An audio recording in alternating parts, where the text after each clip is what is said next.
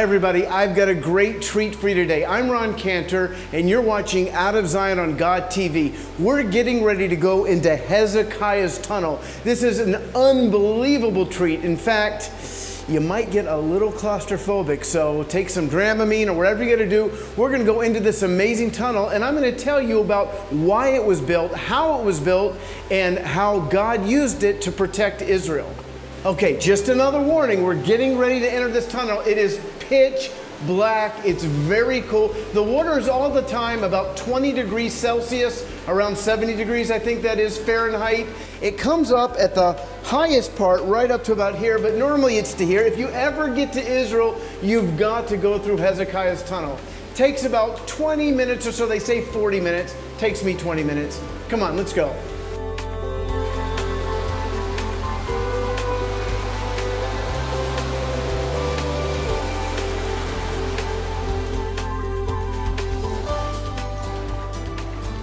So now that we're actually deep inside Hezekiah's tunnel, I want to tell you why they built this tunnel. See, back in the time of Hezekiah, the Assyrians they'd already attacked Israel, and they had taken captive the northern 10 tribes, and now they set their sights on Hezekiah, on the Judah, the southern kingdom.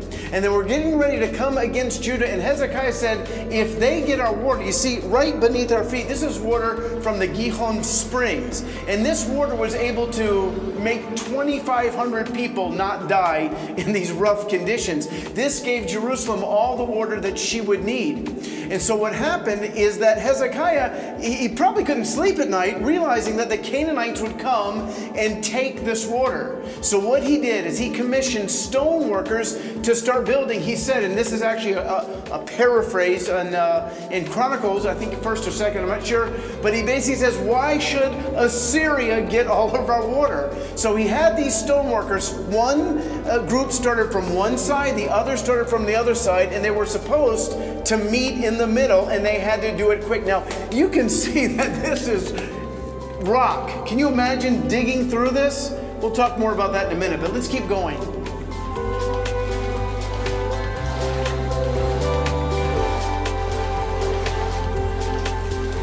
Now, if I haven't mentioned this already, this is one of my favorite things to do in Jerusalem. The first time I came here, I was a little terrified because I was a tour leader, but we had a tour guide, and she said, I'm not going in there. You're going to have to lead them in there. Now, just when she said that was enough to make me terrified, but I'm so glad I went in because this is such an amazing experience. So imagine you're one of these stonemasons, and Hezekiah calls you and says, I've got a job for you. Can you imagine building this thing? I mean, personally, I'd be a bit terrified. You could see how low it got in certain places, but they were working day and night to get the job done. Come on, let's go see the rest of the tunnel.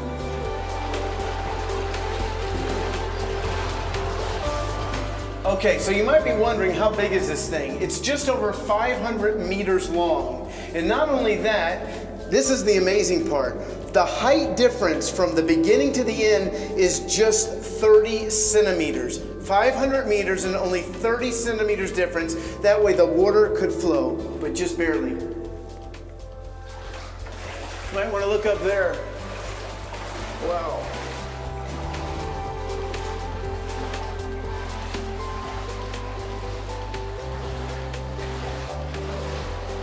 Now you'll notice that the height gets really high here. That's because when the two groups met, I can't tell you exactly where they met, but when they did meet, they were different heights. So they had to dig higher to catch up with them. Come on, let's see the rest.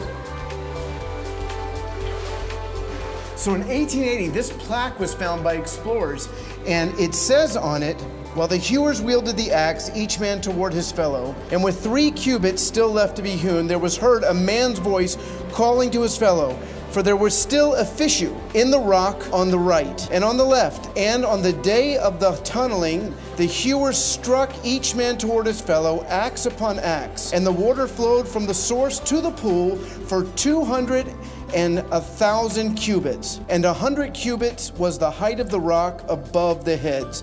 In other words, this plaque says that the two groups met in the middle and immediately the water flowed from one area to the other just like it was supposed to. So we did it. We got through Hezekiah's tunnel. And isn't it amazing that something that was written about 2,500 years ago is still here? We know the Bible is true because of Hezekiah's tunnel and so many other things in Israel. Now be sure to tune into God.tv so you never miss an episode, and you can find me at roncantor.com.